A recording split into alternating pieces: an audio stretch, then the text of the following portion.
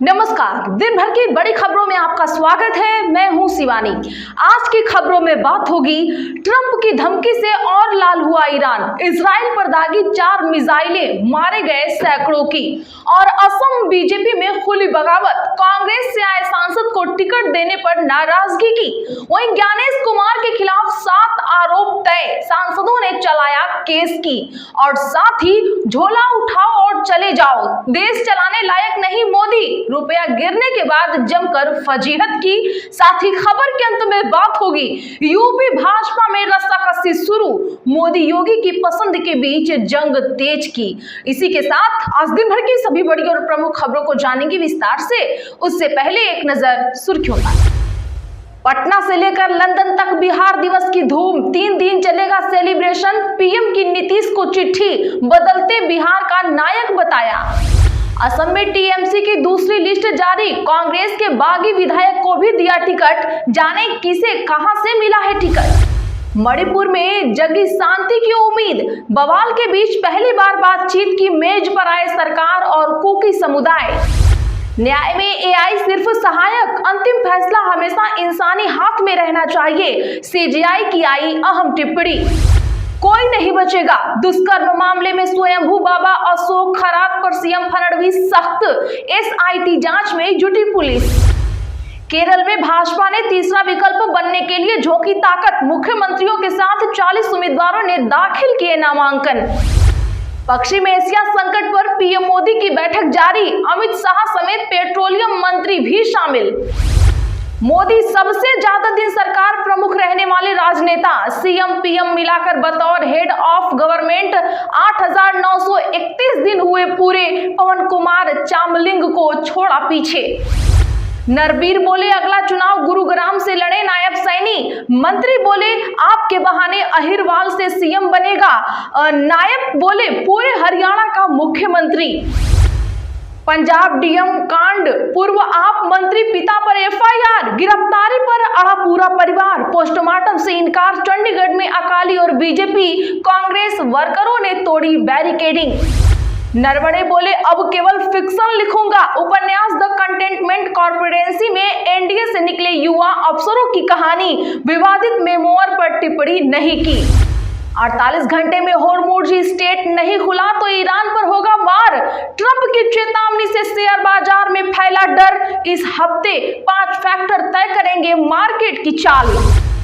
निशिकांत को नीतीश जैसा बनाने की दी जा रही है ट्रेनिंग, चलने बोलने से लेकर उठने बैठने तक की बारीकी सीख रहे हैं मंत्री विधायक, दे रहे पॉलिटिकल क्लास।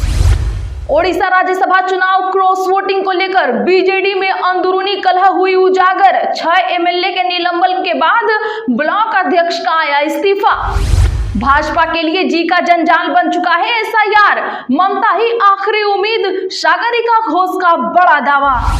अमित शाह राज्यसभा में कल पेश करेंगे सीएपीएफ से जुड़ा विधेयक, आईजी स्तर पर 50% पद आईपीएस से भरने का प्रस्ताव। जेडीयू छोड़कर आए केसी त्यागी ने थामा आरएलडी का दामन, दोनों दलों में कोई फर्क नहीं।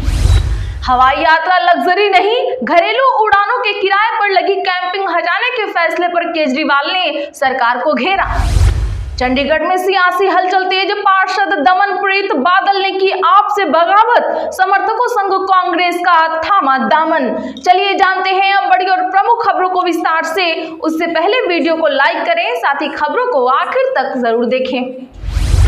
ईरान ने इस्राइल पर 4 मिसाइलें दागी, 300 लोग घायल। ट्रंप ने होर्मुज खोलने के लिए 48 घंटे का दिया अल्टीमेटम। बता दें कि ईरान ने इस्राइल पर सुबह से लेकर अब तक 4 बैलिस्टिक मिसाइलें दाग चुका है। टाइम्स ऑफ इस्राइल के मुताबिक इन वारों में 300 से ज्यादा लोग घायल हुए हैं। इस्राइली विदेश मंत्रालय और स्वास्थ्य सेवाओं के अनुसार घायलों में बच्चे भी शामिल हैं। इससे पहले ईरान ने शनिवार रात भी इसराइल के डिमोना और अराद शहरों पर वार किया था। यहाँ इसराइल का बड़ा न्यूक्लियर प्लांट है। ईरान की ओर से यह वार ट्रंप की धमकी के बाद बढ़े हैं। दरअसल ट्रंप ने सोशल मीडिया पर धमकी देते हुए लिखा, अगर 48 घंटे के भीतर होर्मुज स्ट्रेट को पूरी तरह नहीं खोला गया तो अमेरिका ईरान के पावर प्लांट पर वार करेगा। शुरुआत सबसे बड़े प्लांट से होगा। वहीं ईरान ने चेतावनी दी है कि अगर उसके पावर प्लांट को निशाना बनाया गया तो मिडिल ईस्ट में अमेरिका और इसराइल से जुड़े सभी ऊर्जा ढांचों पर वार करेगा, जमकर वार करेगा। असम चुनाव में कांग्रेस से आए सांसद को टिकट देने पर नाराजगी। जिन भाजपा विधायकों का टिकट कटा उन्होंने निर्दलीय लड़ने की बात कही। बता दें कि असम विधानसभा चुनाव से पहले बीजेपी के भीतर नेताओं की नाराजगी सामने आने लगी है।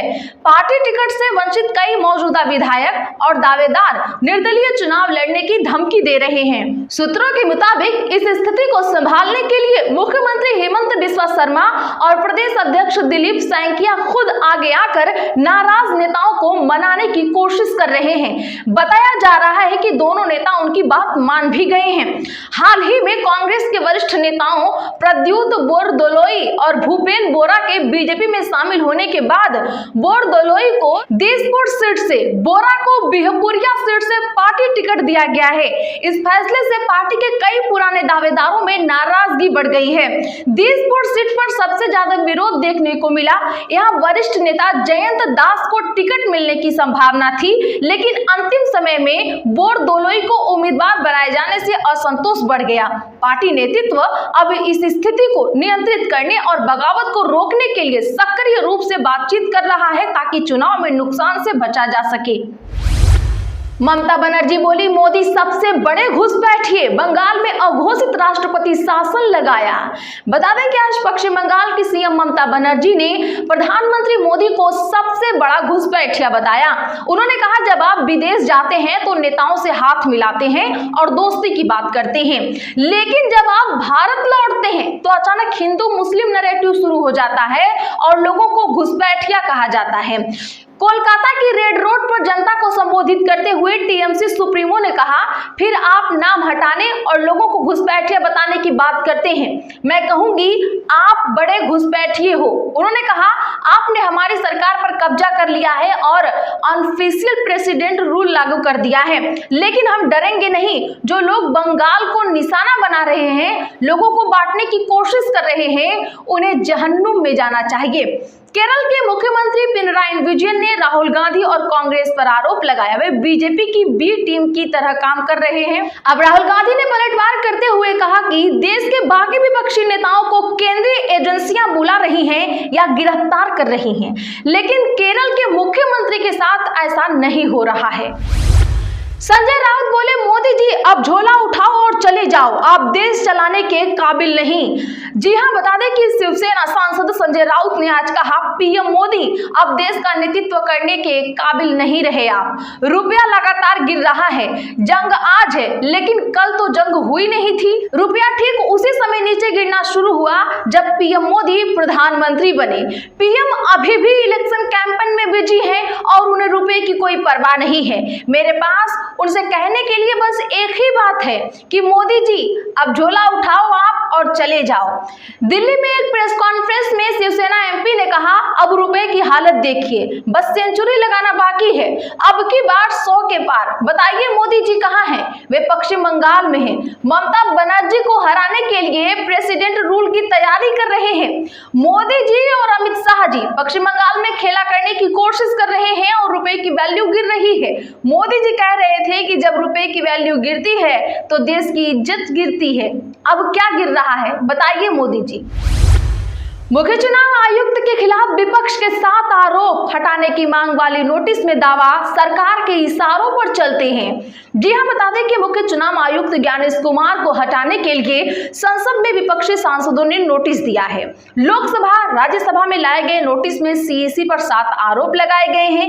ये कहा गया है कि वे सरकार के इशारों पर काम करते हैं। विपक्ष का आरोप है कि ज्ञानेश कुमार ने एसआईआर के जरिए लोगों के वोट देने के अधिकार छीन लिए हैं। नोटिस में में उनकी नियुक्ति पर भी सवाल उठाए गए हैं।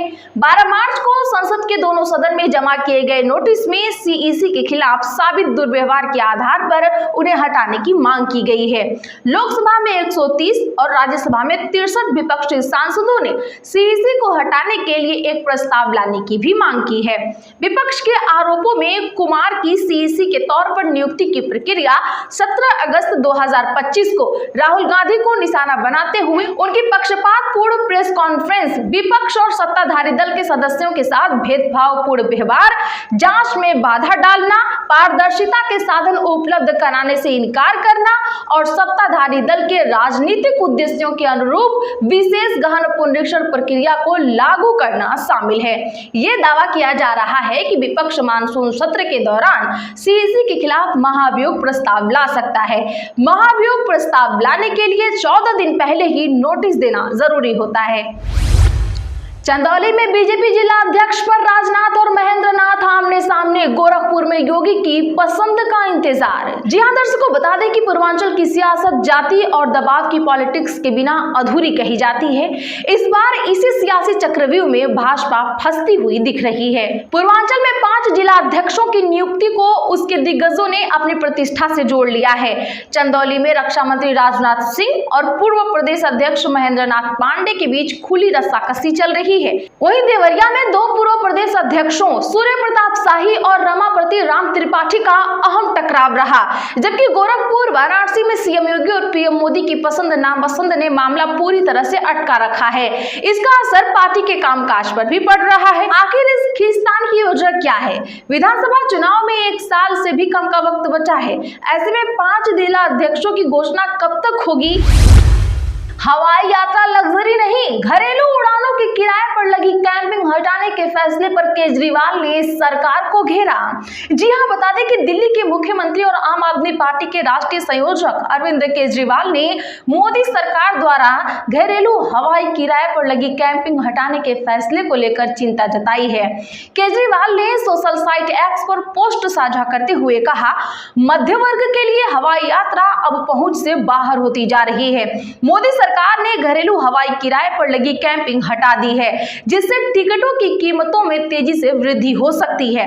उन्होंने आगे लिखा, सरकार को इसकी बजाय हवाई किराए को प्रभावी ढंग से नियंत्रित करना चाहिए, क्योंकि अब हवाई यात्रा किसी लग्जरी की नहीं बल्कि मध्य वर्ग के लिए जरूरी हो गई है। तो आज के लिए बस इतना ही। ऐसी ही खबरों के लिए चैनल सब्सक्राइब जरूर करें, बगल में घंटी के निशान को दबाना ना भूलें, वीडियो को लाइक शेयर भी जरूर कर दें।